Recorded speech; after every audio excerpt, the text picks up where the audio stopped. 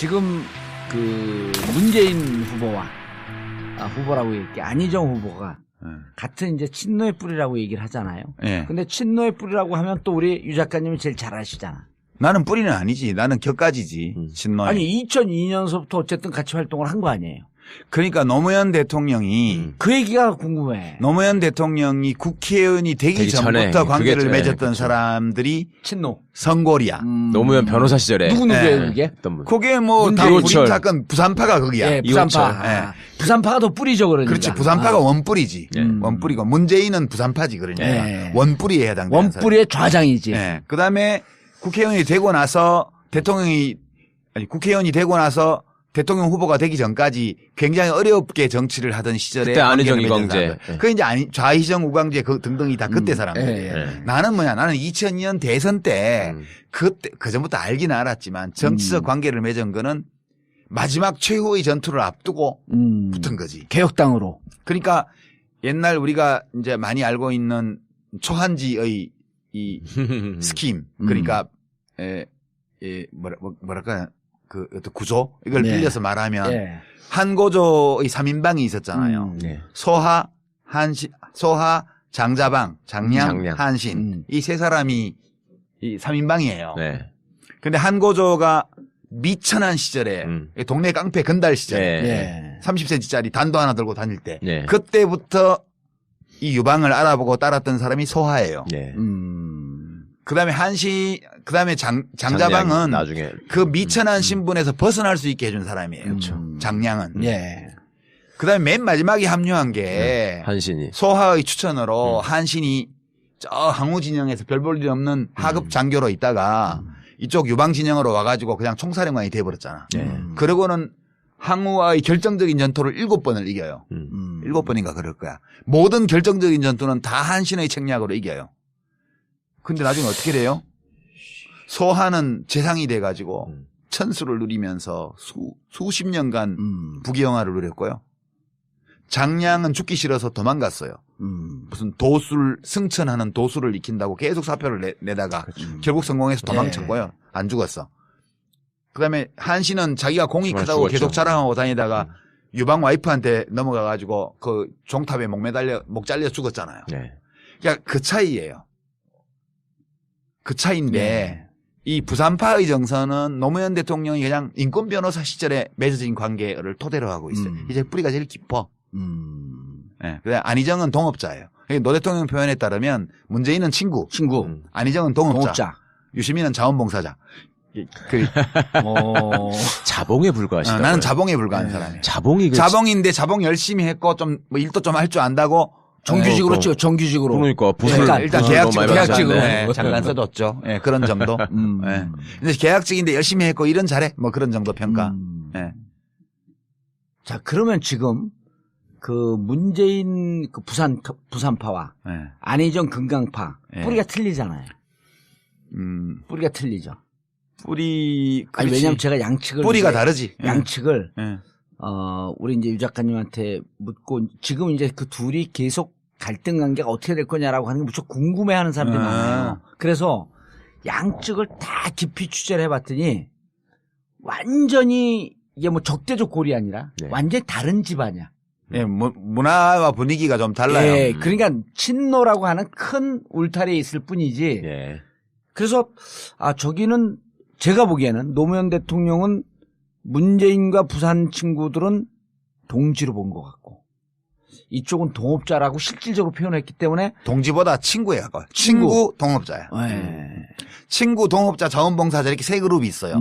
친노에는. 예. 지금 자원봉사자 어떤 사람은 이거를 선골, 진골, 육두품 이렇게 얘기하기도 해요. 네. 나는 육두품에 들어가요. 육두품. 육두품 중에서 좀 잘 보여갖고 출세한 놈. 그런 거에 해당되고 지금 그렇게만 있는 건 아니에요. 사기꾼도 있어요. 겉으로 친노라고 하면서 알고 보면 그 팔고 다니는 놈들. 그게 제일 많아 지금. 많아. 아니 물론 족보 위조해서 만들어가지고 선골에 들어가기도 하고 진골에 들어가기도 해요. 근데 그건 다 표시나. 그러니까 지금 노무현의 친구와 노무현의 동업자가 지금 예선에서 경선을 치르게 돼 있어요. 양강구도예요 지금. 그리고 지금 더불어민주당의 후보 경선이 뭐 쇼트트랙이나 양궁 국가대표 선발전 예. 그냥 국가대표 되기가 어렵지. 되면은 바로 이제 네, 금메달 이제 따는. 나가면 금메달 예. 따는 거는 이제 뭐 기정사실이고 그렇게 돼 있는 관계라서 예. 저는 뭐 그렇게 갈등이나 이런 것이 심해지지 않고 심해질 요소는 별로 없다고 봐요. 왜냐하면 이제 안희정이 1등이고 문재인이 2등이면 갈등이 깊어질 텐데 문재인이 이번밖에 기회가 없기 때문에. 예. 근데 문재인이 1등이고 안희정이 2등이어서 문재인은 이번밖에 기회가 없지만 안희정은 다음에 또 있으니까 예. 이런 요소들이 있기 때문에 갈등이 아주 심해지지는 않을 거라고 봐요. 예. 갈등이 심해지지 않을 거다. 예. 뭐 심해질 이유도 별로 없고 서로 다 아는 처지에 글쎄, 뭐 싸우면 얼마나 싸우. 왜 갈등이 있을 것 같아요? 봉 도사님은 보시기에? 저는 갈등이 심할 것 같아요. 네? 뭐 그런 취지로 물어보시는 것 같은데 그러니까. 왜 갈등이 있어요, 그게? 아니 근데 왜 이제 저는 갈등이 있을 거라고 보는 게 본인들 사이하고 캠프 사이에서는 겉으로는 아주 조용한 척하는데 정중동 싸움이 세게 붙을 것이다. 그건 경쟁 관계인데 그러면 아니 근데 그건 당연히 뭐냐면 있지. 이거를 진흙탕 싸움으로 갈 것 같은 조짐이 보이는 거예요. 진흙탕까지 간다고요? 그러면 지금 이제 글쎄. 그냥 흙탕물 좀 튀기는 정도겠지. 문재인 후보는 이미 검증의 강을 여러 번 거쳤잖아요. 예. 근데 안희정은 지금 안 거쳤는데 네.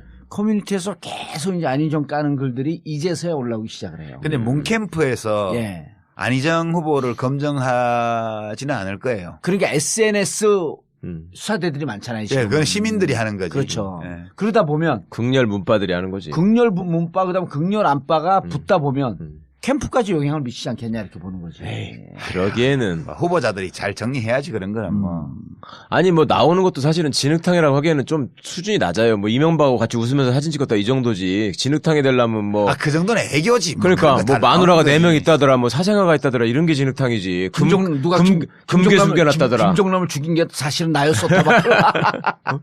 금괴 얘기 정도는 나와줘야지. 그 수준 아니잖아. 13위도만요. 뭐가? 문재인 후보가 금괴 3개 보유량을 200톤? 200톤. 그러면 이번에 대선 전망을 좀 한번 해보시죠. 후보, 당내. 바뀔 것 같아요? 안 바뀔 것 같아요? 그런데, 그냥 추세를 보면, 예. 지지율 자체는 그냥 온 국민을 상대로 샘플링해서 조사했을 때, 예. 안희정 지사가 지금 올라가고 있죠. 20%에 육박한 걸로 나오잖아요. 돌파한 것도 있고. 하여튼 20% 수준에 걸쳐 있어요, 지금. 예. 그 문재인 대표는 30% 플러스 알파 이런 정도 있는 것 같고요. 격차가 별로 크지 않죠. 10명 중에 1명이니까. 예. 그런데 안희정 지사의 지지율 상승이 이 전반적인 거거든요.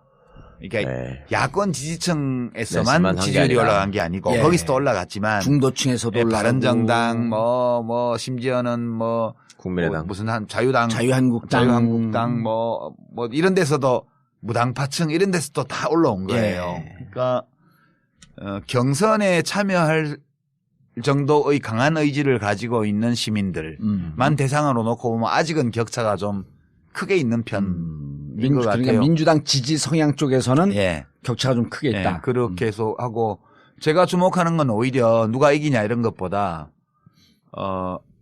더불어민주당이 이번에 경선 룰을 되게 잘 만들었더라고요. 아까 이제 일부에서도 제가 말씀을 드렸는데 예. 그냥 합리적이에요. 누구에게 유리하고 불리하고를 떠나서 정당이 건전하게 발전해 나가고 그다음에 대통령 후보를 선출하는 경선이 예.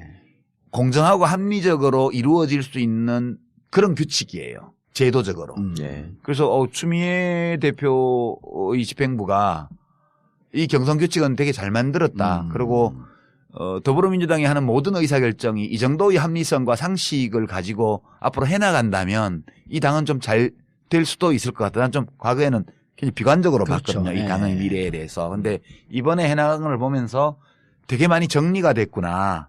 그리고 내부에서 그런 이해관계에 따른 주장보다는 이제 상식과 원칙, 어떤 공정성에 대한 공감 예. 이런 것들이 꽤 커져 있는 것 같다. 당 내부에서. 예. 그런 점이 내부 사정은 모르지만 일단 경선 규칙이 나온 걸로 보면 그런 느낌이 와요. 그 점이 훨씬 중요하고요.